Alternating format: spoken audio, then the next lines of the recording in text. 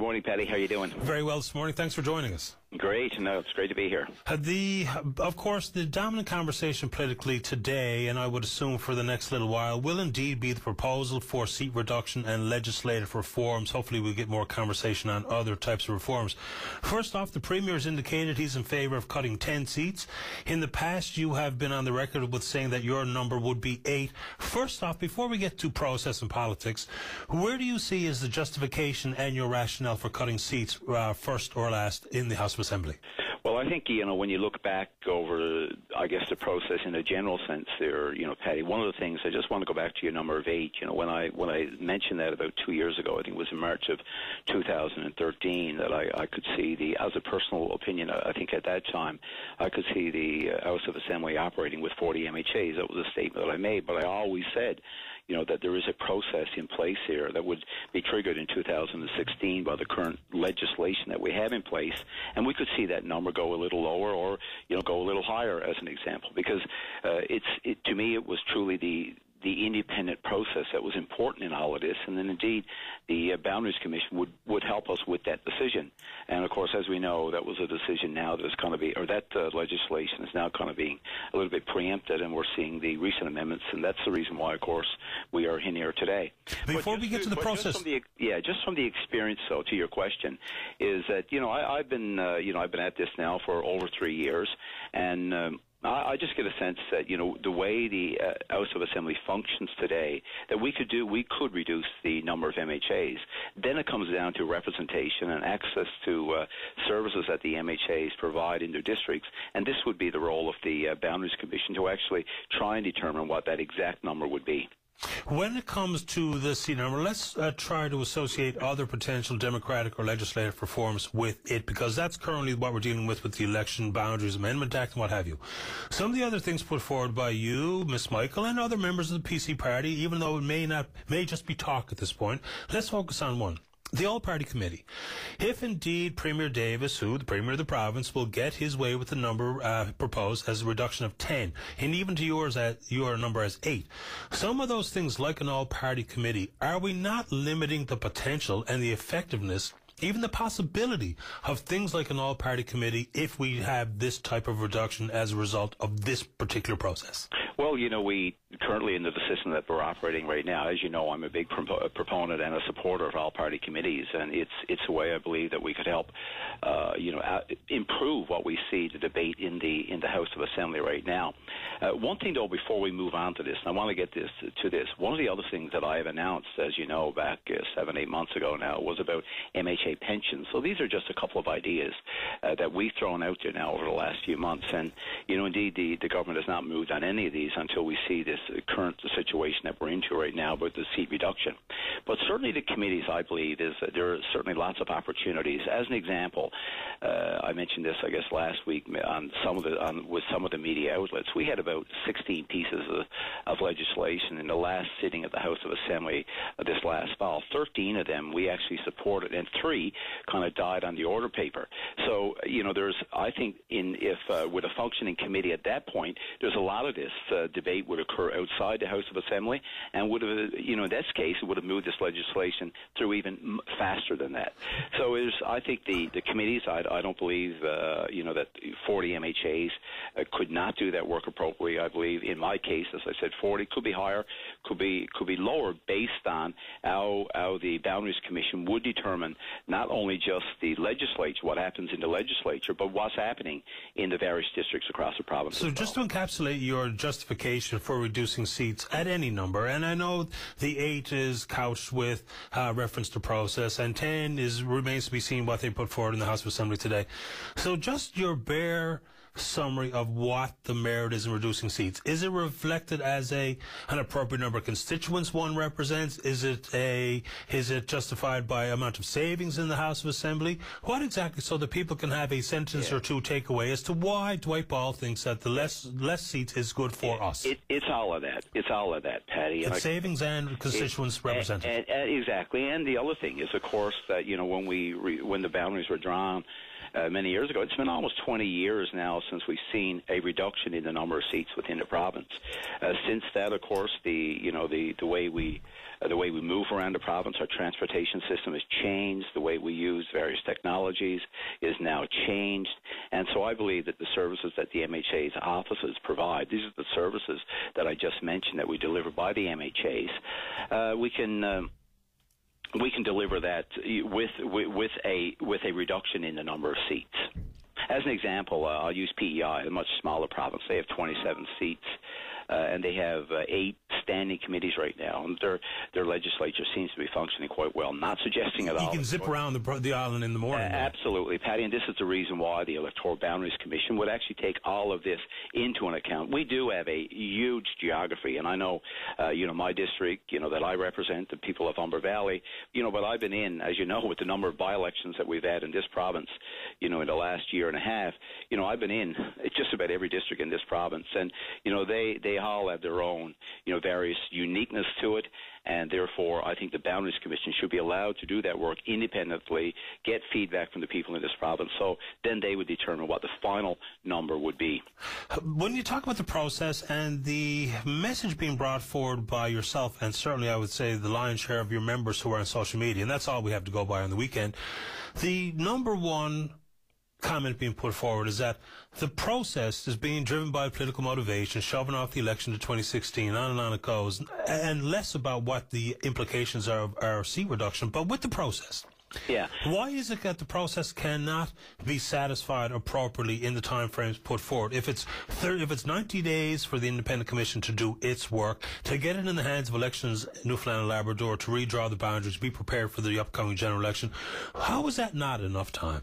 Well, I guess time will tell. What we know is already the Premier announced on the first day that it would be 90 days, and then currently, really within a day, really backed off of that number and said that the number would now be 120 days. So we know that. But what we do know is that when you look at what's happened in other provinces, and indeed what happened in our own province back in 2006, when it really wasn't about reduction in the number of seats, it was about redrawing the boundaries within the province and maintain the 48 seats. We know even then that it took a lot longer than 120 days to do that.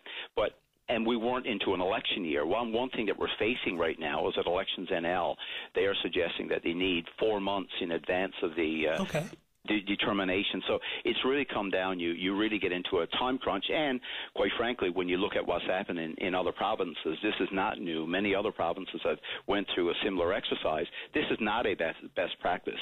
People are given the time to have full public consultations on this. But if I said quite boldly, a rush decision in this will benefit any of us. We've seen lots of examples of how rush decisions have got us in trouble. Right, but even though I don't think that they play much merit in this particular conversation, I understand the point that, rush time sometimes leads itself to bad decisions. And I think that's common sense would allow for that comment to be accepted. But when it comes to the timing, I don't know why. I would boldly say that there's enough time to do this appropriately, and that the real problem that is proposed by time is a problem politically. Well, you've got your ducks in a row in many districts, so to speak, right now. You have your nominations already concluded. You have a plan that is associated with 48 seats. So the timing is more of an issue of politics for you and your party than it is a process where I think we have ample opportunity for time. Your comment? Well, absolutely, and I hope you're right, and we're willing to actually allow that process. As I said late last week, we're allowed to. We believe that process should allow to occur. But we can't find ourselves using this as a reason to extend an election date. We are into a fixed election date. So we had that legislation in place. It's been in place now for the 2007 election. It's in place now for the 2011 election. So what I'm saying is don't let a government that's not using a best practice model to use that as an excuse to extend to push the election out into 2016. How do you square this circle then for me, sir? So if we are going to be engaged in this process, and you say that there needs to be ample timing for public consultation and what have you for the commission, then how can you not allow for that time to be appropriate, and even if that results in pushing the election 2016. So if it's one thing or another, the election timing would be political. The policy resulting from this commission would, I think, in my priority list, outweigh anyone's political needs or wants or fortunes inside a party. So how do you square that circle? Yeah, you're right, Paddy. So what we're hoping is that indeed within the 120-day time frame, this commission can actually do their work. And then Elections NL will get the information, and we will go on with the current legislation with fixed election dates that we have in place. These are, I think that's the process that we would all like to see happen right now. And so, that's the process that we would actually support.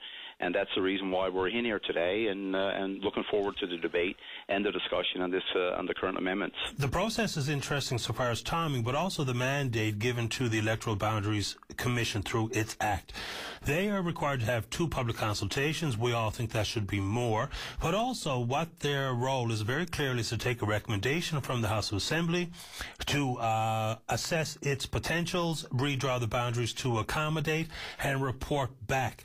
So if you're saying that more independence, and that would include determining the number of seats to be cut, that brings in all sorts of political and policy questions as well.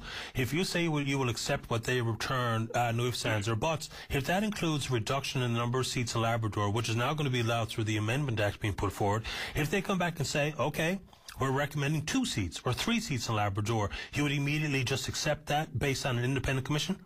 No, at 11:30 today, Paddy, we've got a press conference call, and we'll be outlining, our position on a number of things that we see with this current these amendments that the government has put forward. Is it possible to answer that question for us now, live on the air, sir? If they say that there will be 2 or 3 seats in Labrador, would you accept that or reject it? Well, I'd be more than happy to announce that, but it'll be part of a bigger discussion that we will have at 11:30, and I'm sure that'll be all part of your news, Paddy. We have a number of reporters, as you know, that are interested in all of this that will be here at the. Of course, they're not my 11:30. Some of them will be your colleagues, so I don't want to preempt any of this. And I know it would be a nice news story for you right now. But at 11:30, those details will be discussed, in full detail. One more thing when it comes to electoral reform, and people will talk about the rate of pay and pensions being afforded to our elected members. One of the rationales is if you reduce the number of seats, you get a better quality candidate, even though I have no earthly idea how people can say that. But then there's also talk about pay and pension. Now, I know if people are willing to do public service and to bring themselves forward, put their name on the ballot, then if you're doing it for money, then we don't need you.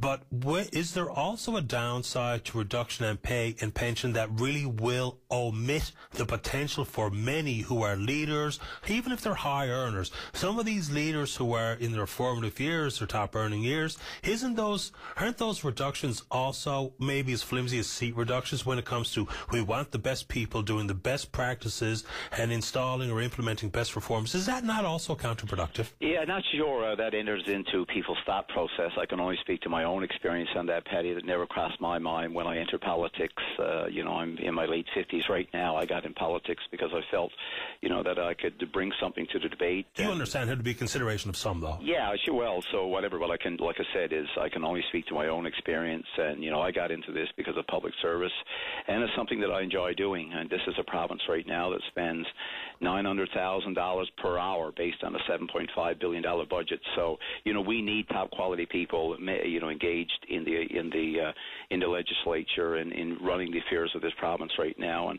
certainly, I'm prepared to offer my service to do that. And I'm sure others and people that I speak to on a daily basis that are interested in doing their part too in public service for the people of Newfoundland and Labrador. Yeah, and let's hope that certainly our cynicism aimed at politicians does not help in attracting the best and the brightest either.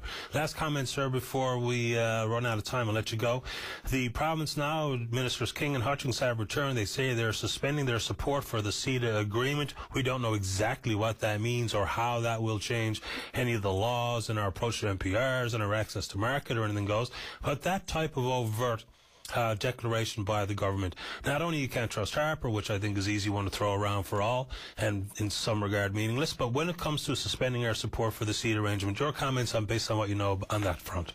Well, I've always said, going back to my early comments on CETA, and we have some, I wasn't at the press conference, of course, with CETA today. We were, waiting to go on the line with you. We have some people down there. I have not spoken with them yet on the issue, and I have not spoken to any of the ministers since the return trip from Ottawa. But we've always said that, all options, all considerations are on the table for us. So I look forward to, just speaking to the ministers and speaking to the group that attended that media release there, or that press conference there a few minutes ago, and get the details on why it is they're saying they're making those comments. Yeah, it's extraordinary turn of events, because there's also debate on the merits of removal of MPRs and the removal of tariffs and how that all weighs out, potential to preserve processing jobs. I don't think we've done a good job of that debate up until now, too. But we really appreciate your time today. Good luck in the legislature this afternoon. And now, more than ever, with bated breath, I await the 11:30 news conference. Hey, thank you, Paddy. Thanks for your time, and thanks for the opportunity to speak to the listeners of the VOCM once again. I appreciate your time, sir. Have a good day. Take care. Thank you. Bye-bye.